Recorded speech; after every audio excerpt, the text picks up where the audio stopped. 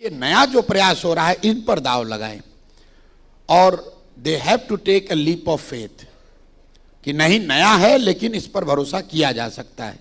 इसीलिए मैं अक्सर कहता हूं कि जन सुराज या अर्श पे या फर्श पे अगर जनता ने वो लीप ऑफ फेथ लिया तो अर्श पे जन सुराज रहेगा। इतनी सीट आएगी कि बिहार में व्यवस्था परिवर्तन होगा। और अगर जनता ने सब सुनने समझने के बाद भी वो लीप ऑफ फेथ नहीं लिया तो जन सुराज 10 के नीचे रहेगा। और मैं ये कैमरे पर कहता हूं, कई मेरे साथियों को पसंद नहीं भी है ये बात, लेकिन मैं कहता वही हूं जो मुझे समझ में आ रहा है। गलत नहीं बोलते, या तो अर्श पे है या फर्श पे। अगर फर्श पे आए तो अगले 10 वर्ष में बिहार को देश के 10 अग्रणी राज्यों में शामिल करने का जो प्लान, जो विजन, जो कमिटमेंट, जो हम लोग की सोच है उस पर ईमानदारी से काम होगा। अगर हम लोग फर्श पे रह गए तो भी कोई चिंता नहीं है।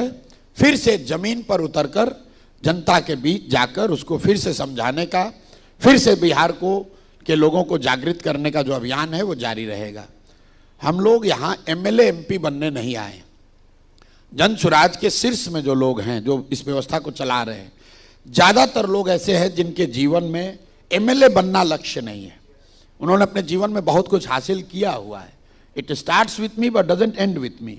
जो भी मेरे साथ लोग, उन्होंने जीवन में बहुत संघर्ष किया है, बहुत अच्छा भगवान की दया से उन्होंने अपनी नाम, शोहरत, पैसा कमाया है।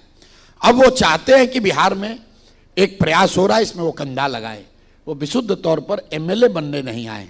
तो अगर किसी वजह से हम लोग के सारे प्रयास, सारे ईमानदारी के बाद भी जनता ने वो लीप ऑफ फेथ नहीं लिया तो कोई दिक्कत नहीं है। 5 वर्ष लोगों के साथ सड़क पर फिर से काम करने के लिए हम लोग तैयार हैं।